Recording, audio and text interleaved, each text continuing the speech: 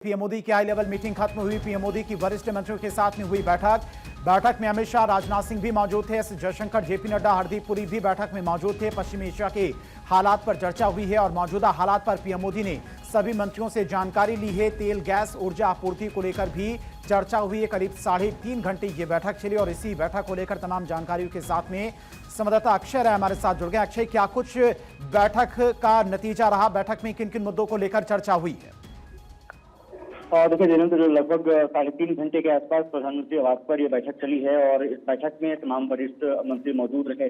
हरदीप पुरी ने detail report प्रधानमंत्री को सौंपी है कि किस तरह से हम अपनी ऊर्जा खपत को कम करके लोगों की जिंदगी को बेहतर और कर सकते हैं और किस तरह से अन्य देशों के साथ संवाद चल रहा है ताकि जो ऊर्जा की जरूरतें हैं भारत को, खास करके एलपीजी की, केएनजी की और पेट्रोलियम पदार्थों की उपलब्धता हमेशा देश में बेहतर रहे, उसको लेकर के बातचीत की है। और तमाम मंत्रियों के साथ फीडबैक भी प्रधानमंत्री ने दिया है कि किस तरह से देश में जो पश्चिम एशिया में इस समय अमेरिका, इजराइल और ईरान के बीच युद्ध चल रहा है, उससे कितना असर पड़ा है। खास बात यह है कि एस जयशंकर ने तमाम विदेश मंत्रियों के साथ और राष्ट्राध्यक्षों के साथ जो उनसे बातचीत हुई है, उनकी डिटेल रिपोर्ट भी प्रधानमंत्री को सौंपी है। प्रधानमंत्री ने भी तमाम राष्ट्राध्यक्षों के साथ जो चर्चा हुई है, खास करके जो कल ईरान के राष्ट्रपति पेजेशकियान से बातचीत हुई है और उसके बारे में भी सभी मंत्रियों को जानकारी दी है। निश्चित रूप से किस तरह से कदम उठाए जा सकते हैं, किस तरह से जो उपलब्धता है वो बेहतर की जा सकती है और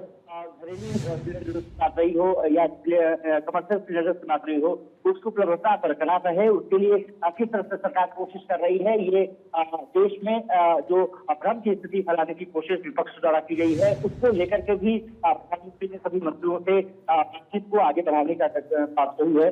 खास बात ये रही है कि इस बैठक में तमाम मंत्रियों ने अपनी रिपोर्ट भी सौंपी है और किस तरह से जनता के बीच में हुआ की स्थिति रही है उसके बारे में प्रधानमंत्री। ठीक है अक्षय, आपके पास आते हैं। पॉलिटिकल एडिटर अदिति नागर भी हमारे साथ जुड़ गए। अदिति, जिस तरह से पूरी दुनिया में हाहाकार मचा हुआ है ऊर्जा आपूर्ति को लेकर, लेकिन भारत में फिलहाल इस तरह की कोई दिक्कत परेशानी नहीं है और सरकार की तरफ से भी लगातार इस बात पर जोर दिया जा रहा है, लोगों को भी बताया जा रहा है कि अफवाहों पर ध्यान ना दें, क्योंकि सरकार के सभी मंत्री ऊर्जा आपूर्ति को लेकर लगातार 24 घंटे काम कर रहे हैं। 3.5 घंटे आज बैठक हुई इसी को लेकर। प्रधानमंत्री मोदी और कैबिनेट के 13 मंत्री भी इस बैठक में मौजूद थे। बिल्कुल, देखिए 3.5 घंटे मैराथन बैठक चलना, भले ही आज भारत में कोई दिक्कत ना हो, लेकिन तैयारी पहले से, इसे शायद सरकार की सजगता कहते हैं कि पहले से तैयारी।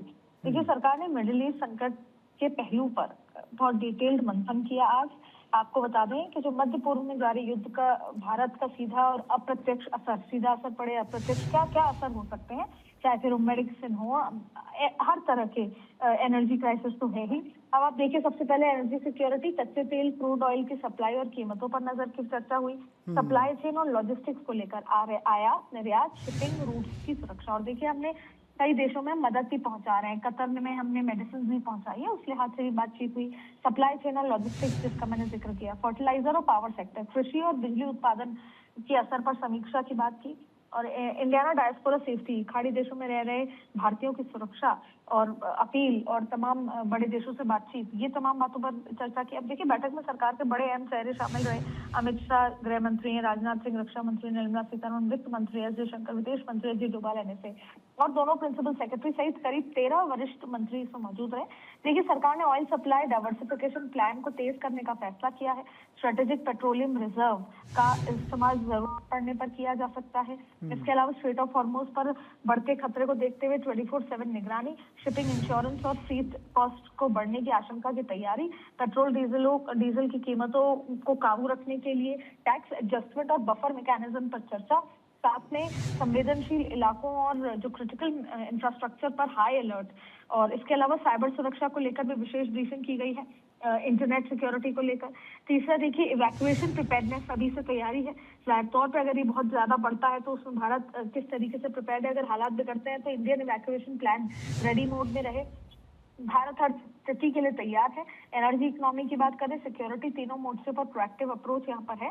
तो इन शॉर्ट बात यह है कि मणिपुर में युद्ध भले हजारों किलोमीटर दूर हो, लेकिन उसका असर दिल्ली पर पड़े, देश पर पड़े, उस पर मीटिंग दिल्ली में जो हुई 3.5 घंटे, वो साफ दिखा रही है। और अब सरकार डैमेज कंट्रोल की प्री एम्प्टिव स्ट्रैटेजी पर काम कर रही है।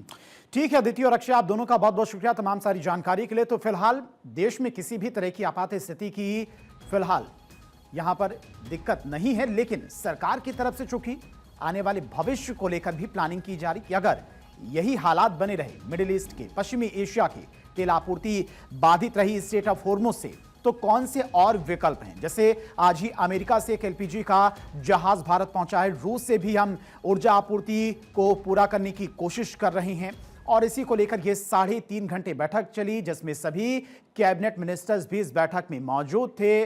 गृह मंत्री अमित शाह, एस जयशंकर, जो कि लगातार हर एक देश के विदेश मंत्री से भी लगातार बातचीत कर रही हैं, साथ ही साथ प्रधानमंत्री मोदी की भी ईरान के राष्ट्रपति से कल बातचीत हुई थी। तो हर संभव प्रयास भारत सरकार के द्वारा किए जा रहे हैं